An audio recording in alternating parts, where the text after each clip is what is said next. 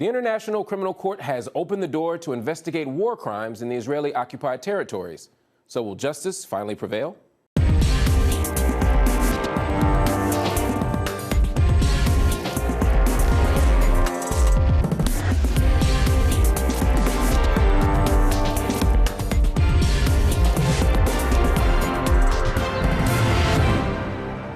I'm Marc Lamont Hill. Also on the show, just months after being poisoned with a deadly nerve agent, Russia's opposition leader Alexei Navalny was sentenced to more than 2.5 years in prison.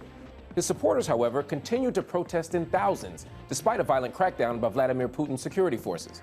Is this a turning point for Russia? That's our debate. But first, a new hope for justice is what some Palestinians have called the International Criminal Court's ruling that gives it jurisdiction over the occupied territories. The Israeli Prime Minister has slammed it as a, quote, perversion of justice. So are Israeli officials afraid they could be prosecuted for war crimes? I'll ask Israel's former ambassador to the UN, this week's headliner, Danon.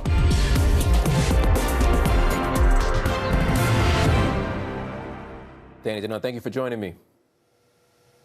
Thank you for having me today, Mark. The International Criminal Court ruled last week that it does have jurisdiction to investigate potential crimes within the territories occupied by Israel. Your Prime Minister, Benjamin Netanyahu, called it a perversion of justice, and he said that the alleged violations are, quote, fake war crimes. Why discredit any investigation before it even gets started? Prime Minister Netanyahu was absolutely right. It is a political decision.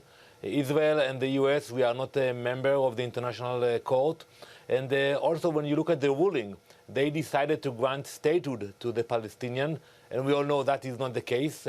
Maybe it will be in the future, but as of today, Palestine is not a state. What we saw, it's part of the diplomatic terrorism of the Palestinian Authority. And unfortunately, the court, not yet, it's not decided finally yet, but the way it goes to that the court is collaborating with the Palestinian Authority, trying to blame Israel. And I want to remind you and the audience, Israel is the only strong democracy with strong legal institutions in the region. So I don't think what we saw coming from the ICC is intended to help anyone. It just intended to embarrass Israel. Well, there are several things at play here. One, the UN has recognized Palestine as a state for these purposes years ago, and to some extent, the fact that the West Bank is occupied is certainly a reason that plays into the justification by the ICC for investigating potential crimes, no? So when you look at the allegations themselves, they mainly come from the conflict we had in the border with Gaza, when we had terrorists trying to storm into Israel, and we blocked them. And that's what we expect our boys and girls in the IDF to do, to protect our civilians from terrorists. And I don't think we should judge democracies for protecting their civilians. So we are not afraid from any inquiry or any investigation, but when we see something that smells that is coming from a political decision, they're not looking for justice, and I think there is no place to indict Israel in this court. And of course, Israel is not the only entity that could be investigated based on this ruling. Hamas could be investigated in this ruling. But what we see here is the UN Security Council, the General Assembly, and the International Court of Justice all have affirmed that Israeli settlements are a violation of the Fourth Geneva Convention. So this isn't just about the 2014 war, but Amnesty International has accused Israel of war crimes and, quote, directly and deliberately targeting civilians or civilian objects in the 2014 war.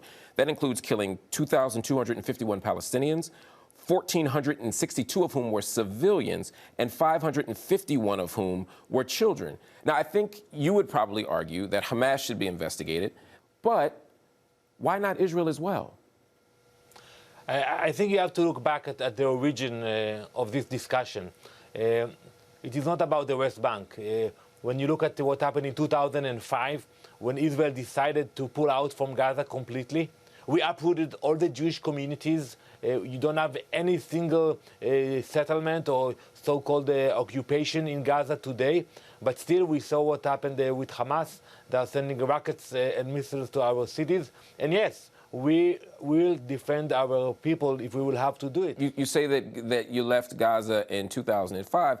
True, but Gaza is still controlled by land, air, sea, the Aerosphere, the population registry, all still controlled by Israel. It still satisfies the conditions for occupation. I don't accept this assumption, Mark. Yes, we have a border with Gaza, but I want to remind you, and you know the fact very well, that there's a border also between Egypt and Gaza. So why don't you ask the Egyptians about the occupation of Gaza? We can talk about, and I'd be happy to have you back to talk about what's happening at the Rafah border as well.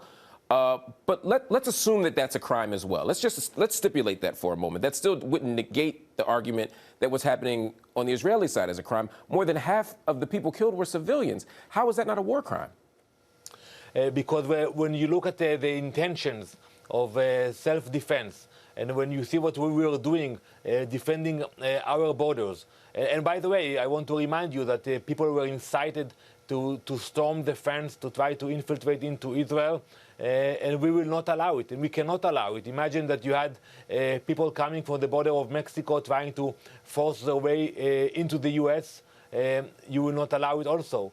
So I think when you look at the intentions, our boys and girls in the IDF, their intention is not to harm anyone. We have a moral army, and we are proud of it.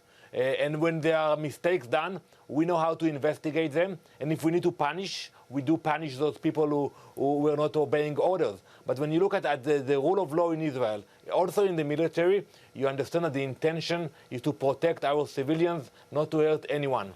That's an interesting argument. Of course, yes, if people were coming from the southern border in the United States, if a large number of civilians were killed, we would want to investigate it to see if, to your point, the proper intention was displayed and if the proper tactics and strategies were displayed. Would you agree that Israel... Who would investigate it, Mark? Let me ask you. You think the U.S. will allow the ICC to investigate the troopers on the border? No. It will be done in the U.S. by the U.S. court, and you will respect the decision. That's what I'm asking you today. Yeah, so Danny, the argument, the answer, system. So there's two questions here. One would be would they, and the other would be should they. So to your point, absolutely. The U.S. probably would not agree to that, but they should. I was reading one report from Human Rights Watch on the 2014 war. They found that an Israeli missile strike on the Burej refugee camp blew the roof off of a vehicle and partly disemboweled a 9-year-old girl and wounded her 8-year-old sister, who were sitting in front of their home nearby. And what's most interesting about that report is that they found that there was no evidence of a military objective in the vehicle or in the area at the time. Would you agree that that is something that shouldn't happen, that constitutes a war crime? So you know what I told my colleagues at the UN? Every time they came with me with allegations, and usually it was lies, I told them, give me the exact details of the incident, and we have the mechanism to investigate it. If one of our pilots made a mistake, we will investigate it. We will look into it. And you know, most of the times when I ask for the actual documents, we never received it. So how many Israeli soldiers have been convicted through this process? By the way, you will be surprised to know that when we found out that people were not obeying the rules, they were convicted. How many? They paid the price. How many, sir? I don't want to give you a number, but I can speak about the mechanism that people in Israel went to jail because they were not obeying orders. But so you do understand. So you do understand. The overwhelming majority of Israeli soldiers they act according to the moral code of the IDF. We do whatever is necessary to save lives. If an investigation were done and it were determined that Israel were using disproportionate force or targeting civilian populations or cutting off resources that international law says people should get, you would support condemning that if that were to happen?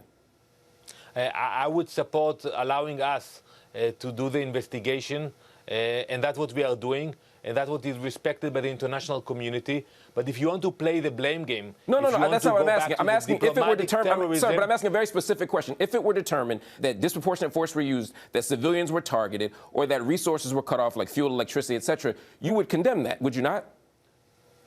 Determined by whom? By you. If you determine that, sir, I'm asking if you determine that, would you condemn it? Absolutely. Okay, the reason I'm asking is because on Facebook in 2011, you wrote, I am currently in Ashkelon to witness the security problem facing the city to deal with Hamas leaders in Gaza. And for every missile that falls in our southern towns, we retaliate by deleting a neighborhood in Gaza, by deleting a neighborhood in Gaza. You also said we have to stop the entry of fuel and electricity to Gaza immediately. And of course, for those that don't know, to do these things, to deny access to these types of resources, or to blow up or delete entire neighborhoods would be collective. Allow me to answer that, Mark. I'd love for you to answer, sir. 2011. I want you to answer, sir, but I want to be clear to the audience, for those that don't know, as I'm sure you do know, that this would constitute collective punishment, which would be a war crime and would be a violation of international law. So let me answer that. When Hamas is deliberately targeting electricity facilities in Israel, and threatening our lives, there is no reason for us to allow them to continue that. And that's what we're actually considering to do. So yes, when Hamas is taking advantage of civilian population, there will be a price to pay in Israel and in Gaza. So under that circumstance, collective punishment for you is acceptable? You know that we actually provide electricity into Gaza. No, but my question is... Wait, no, I want to answer you that. Please. When the same facility in Ashkelon that we use to provide electricity into Gaza is targeted by Hamas rockets and missiles, I don't think we should continue to supply electricity to Gaza on that day and time when we were under attack. But you also talked about deleting entire neighborhoods, sir. Surely you understand that that would be disproportionate force. Do you regret that remark? Would you like to restate or take that remark back? Absolutely not. I beg to disagree with you about, you say disproportional. What is disproportional? It would be deleting an entire neighborhood. When you have hundreds of thousands of Israeli children who cannot sleep at night. I said it very clearly, and I will repeat it.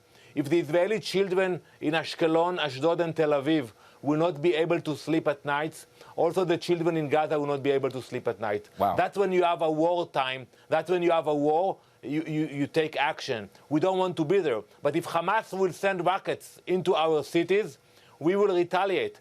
And the consequences, the unfortunate consequences, will be that the children, not only in Israel, will not be able to sleep, but also the children in Gaza. But we want to avoid it, and you don't want to speak about it. In order to avoid it, we have to speak about the peace we are doing with the moderate Arab countries in the region.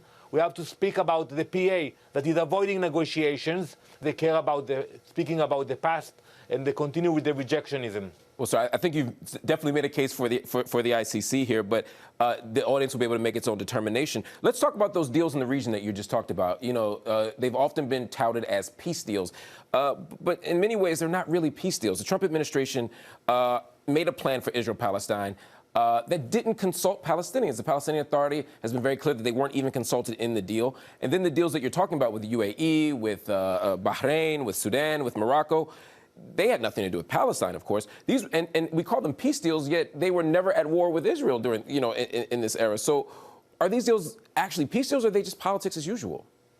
So I beg to disagree with you again, Mark. It's happening a lot today. But first of all, those are a real peace deal. And by the way, Sudan and Morocco did participate in wars against Israel. They sent troops in the past. I said in the modern era. I said in this era. Surely you wouldn't argue that Morocco has been a military threat to Israel in our lifetimes, right? Yeah, but you can attack Israel in different venues. And I think it's important that we have normalization with those important countries. Okay. And we should thank the U.S. for helping it. I do agree with you. With the Palestinians, we have to negotiate with them directly. I said it for many years. We respect all mediators. We respect the US, the EU, the UN, you name it. But at the end of the day, it will require strong leadership from Israel and the Palestinian Authority sitting together in a room, negotiating. If you want to actually move forward, sit down and negotiate directly with us. Danon, thank you so much. Always good to talk to you. Thank you very much, Mark.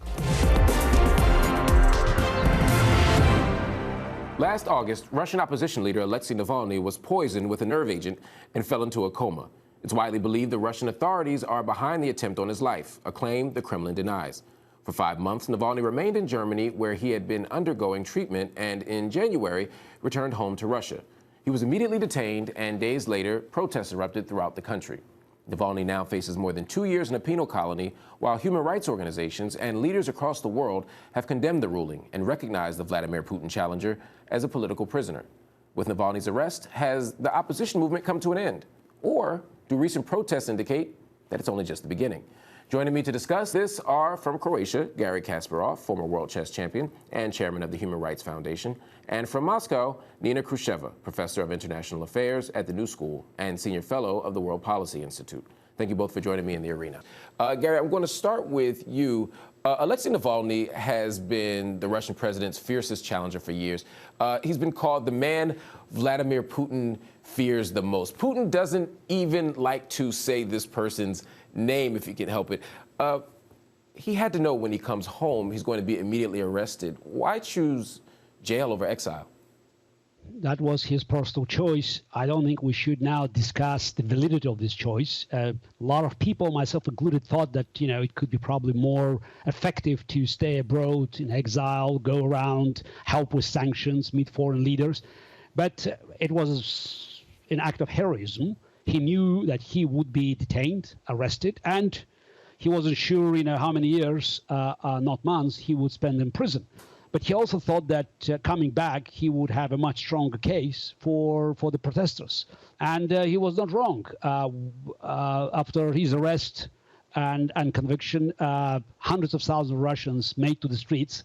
And it was the biggest protest, both geographically and energetically, Russia saw since the collapse of the Soviet Union.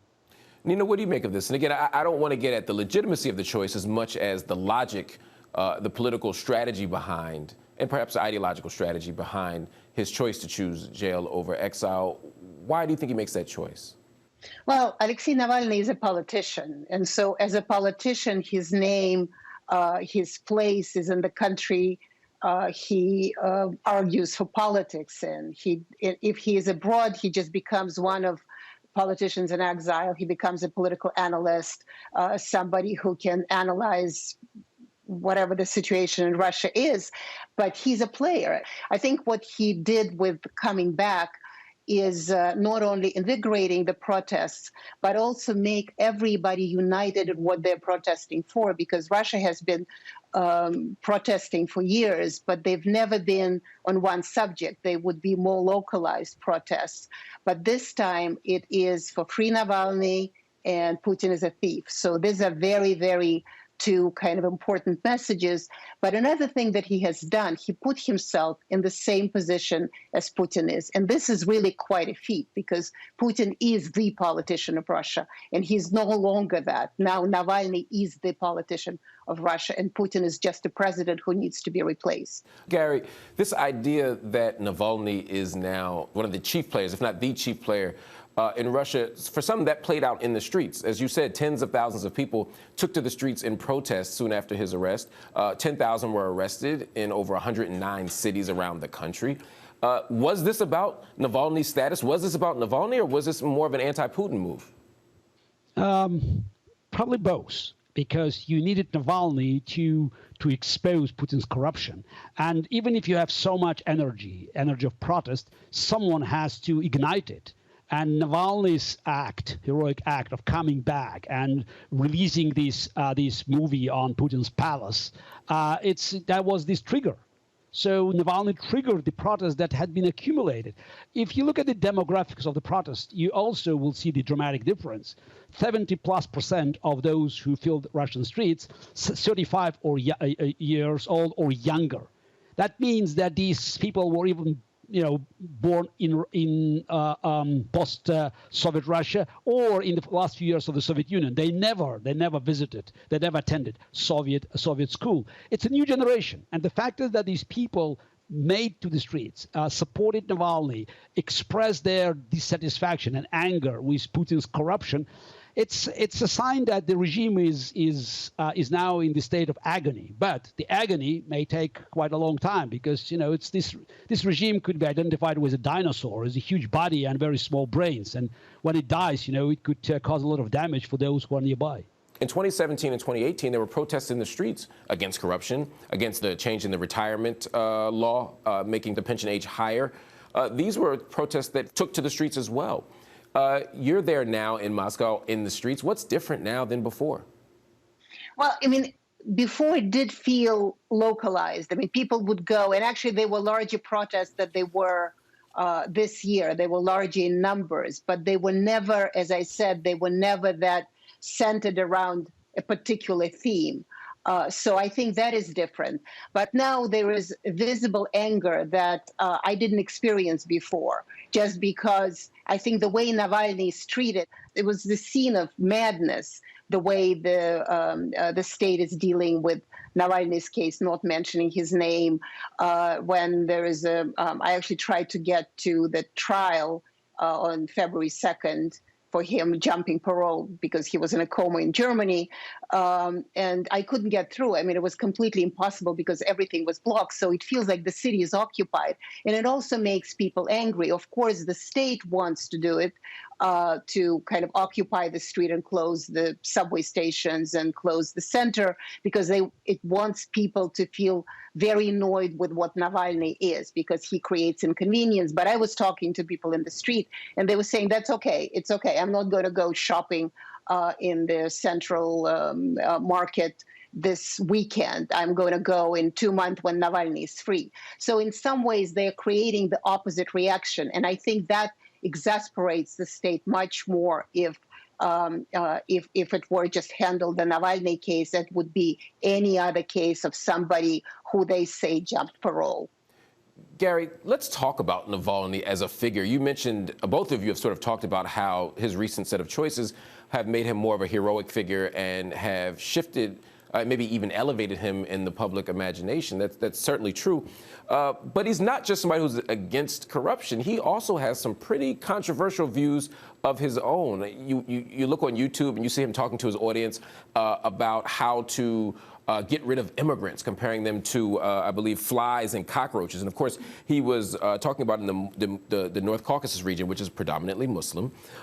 In a pro-gun rights video, he pretended to shoot one immigrant with a pistol. So when people start comparing him to Nelson Mandela, when people sort of make him a political martyr or a hero to that proportion, what do you make of it? Yeah, you're talking about certain videos and views Navalny expressed a long time ago. And I know him for nearly 20 years, and I could saw this evolution. Now, speaking about Nelson Mandela, let's not forget that, before being jailed, Nelson Mandela was involved in armed resistance, and violent resistance. I'm not here to downgrade the importance of this resistance against apartheid regime, but it's I think any comparison, using the parallels, historical, or comparing different countries, these parallels would be lame. Even lately, Navalny expressed certain views that, I disapproved. We disagree on, for instance, on Crimea, on Crimean issue. But I don't think it matters, because if you look at the overall picture and Navalny's recent statements over the last few years, he was attacking the very foundation of Putin's regime. But I think that it's right now trying to pick up certain of his controversial statements of the past.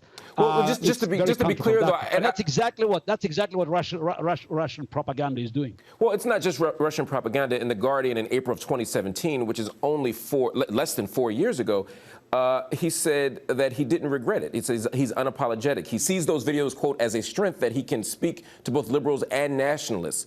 And when speaking about comparing migrants to cockroaches, he said it was artistic license. And when asked specifically if there's anything at all from those videos or that period that he regrets, he firmly said no. Okay, bad news. As I said, I knew him for nearly 2 decades.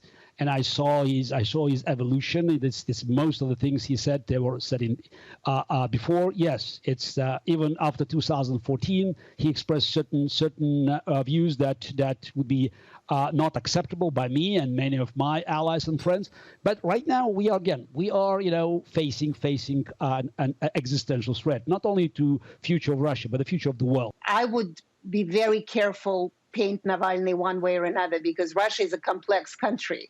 So when we say that he is, because he had some certain views that we disapprove of in liberal America, it doesn't mean he's not popular among the Russians. In fact, I believe that his popularity in many ways is precisely because he's not a carbon copy of what we understand as liberal. So he can embrace a lot of views. And I think that is important for Russia because generally, I'm not saying all of it, but generally Russia is more conservative and much less politically correct or not politically correct at all than the United States. But another threat that Putin faces from Navalny is that when people start speaking and thinking freely and picking their politicians, because that's what Navalny does with his smart voting, that is the threat that Putin cannot take because he plans, I think, to die in the Kremlin.